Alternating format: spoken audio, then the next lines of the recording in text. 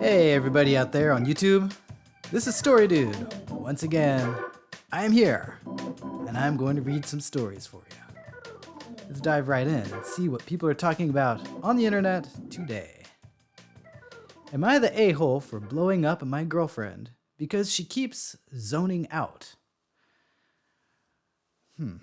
My girlfriend always seems to zone out whenever there are really long conversations. She zones out if I talk about my day, or how work went, or even when we're out with friends.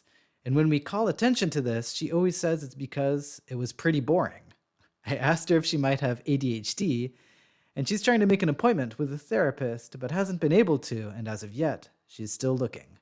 Yesterday, we had dinner at my parents' house, and she began drifting off. My dad pointed this out, and she apologized, but then did it again. When the dinner was over and we drove back, I got really annoyed and yelled at her that she can't just keep saying sorry and expecting me to be cool with it. She told me it was out of her control, and then I said to get it under control then. Today, she's been very quiet and withdrawn, and I am feeling really bad about how I acted. Am I the a-hole? Well, generally when you blow up at someone, it means you're the a-hole, but that's not to say that it wasn't justified in some way. But even if it's justified, you should try to avoid yelling at people. That is our established policy here at Story Dude Productions. But it sounds like your girlfriend has something very weird going on. And obviously, I was going to say her behavior is probably not a problem if she's just zoning out when you're talking about your boring day. But the fact that she's behaving like this in front of your friends and your parents and stuff means that maybe something is up. However, when you're telling someone about your day, you can't expect them to listen attentively because maybe it's just boring. Let's see what the comments are saying here. I used to do this. I was having seizures. You're the a-hole. Wow. Seizures, huh? Info. Have you tried being more interesting? Yeah, well, that's the thing. My first reading of this is, the OP is just talking all the time and being really boring. But also, if you're at your supposed in-laws' house, you have to pretend at least to be interested. That's like a social thing. Or when you're out with people's friends, you should try to be engaged. So it seems like something is up. I definitely think, I understand that OP is frustrated and he has a right to be, but I'm not saying that he has a right to yell at his girlfriend. I have ADHD. It took me years to get diagnosed. From my perspective, you're the a-hole. Saying to get it under control is like telling a depressed person, have you tried to not be sad? You're the a-hole. Here's why. There's two possible reasons why this is happening.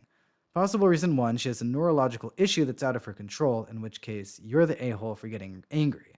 Possible reason two, you're the sort of person who will drone on and bloody on forever about things because you're narcissistic and need to have a captive audience as you drone, in which case you're the asshole and need to learn about the give and take of conversation. Since she says your conversation is boring, my bet is on reason two, but I can't be certain.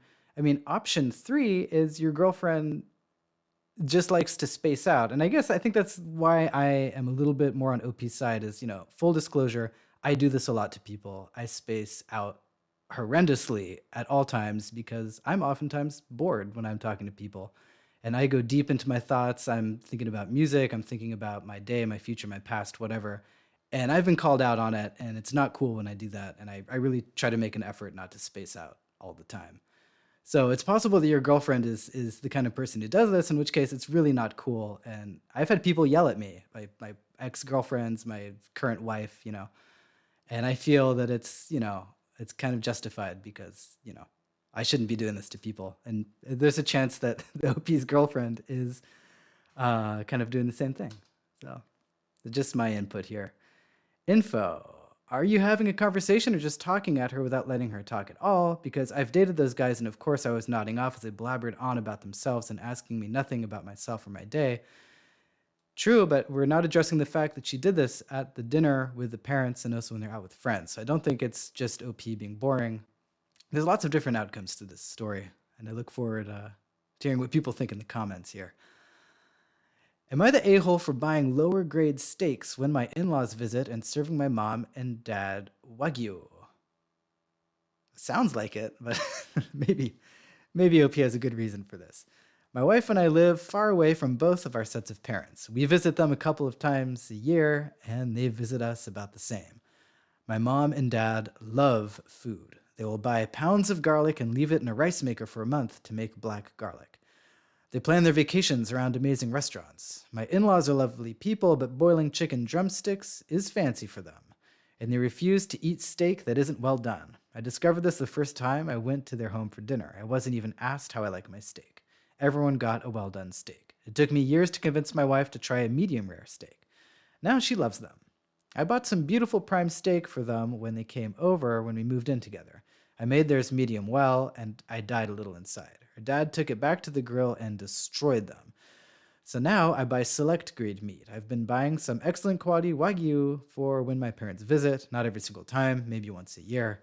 My wife says I'm being an a-hole by not treating both families the same. I don't think I should waste money on great food for them when I know how they will treat it.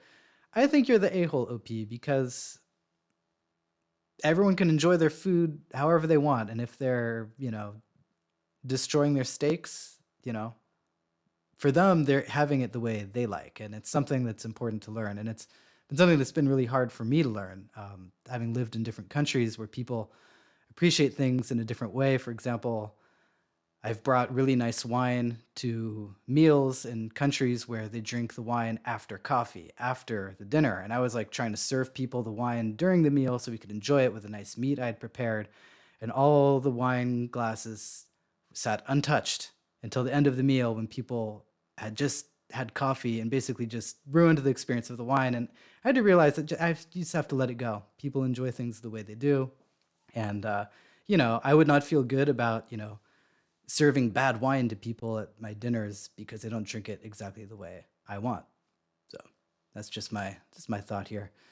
I might get downvoted, but honestly, I do not see the point in paying for really expensive steak for someone who is going to want it served as burnt offerings.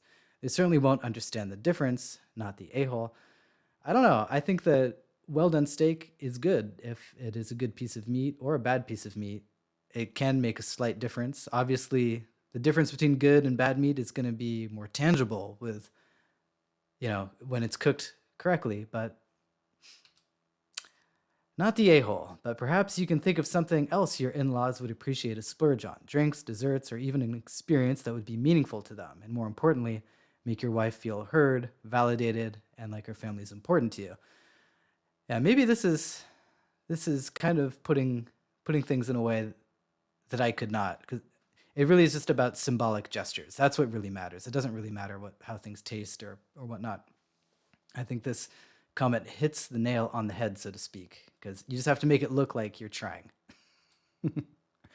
Not the a-hole. A burned hunk of select steak tastes the same as a burned hunk of Wagyu. This is financial decision based on the taste of your guests. Wow, I really am in the minority here. It's interesting. Info, why don't you just not serve them a steak? Surely they must like other meals. I don't know. Donald Trump, he likes his steaks well done with ketchup. I think it's a thing. I admit I have had well done steaks before and they taste good. It's just a different thing. It's like crispy and kind of gnarly, but it's primal in a way. And I think it's good. Nah, your wife is being silly. If she wants to feed her parents destroyed Wagyu, as long as she works, let her buy it. Otherwise, start grilling chicken or make a turkey or a ham. Stuff reserved for holidays and celebrations. The way they feel special, and you don't waste quality steaks that someone else would appreciate more. It's not about equality. It's literally a waste to feed other people specialty foods. Wow. Really? All right. Not every day that I feel I'm completely off base in my opinions, but that's one of the reasons why I do it. Primarily, I do this because we want that money. But the other reason is to learn and to better myself. And hopefully you all are bettering yourselves as well by reading stuff. All right, I'm going to stop talking. I'm just blabbering on because I'm nervous. All right. Y'all take care now. See you next time.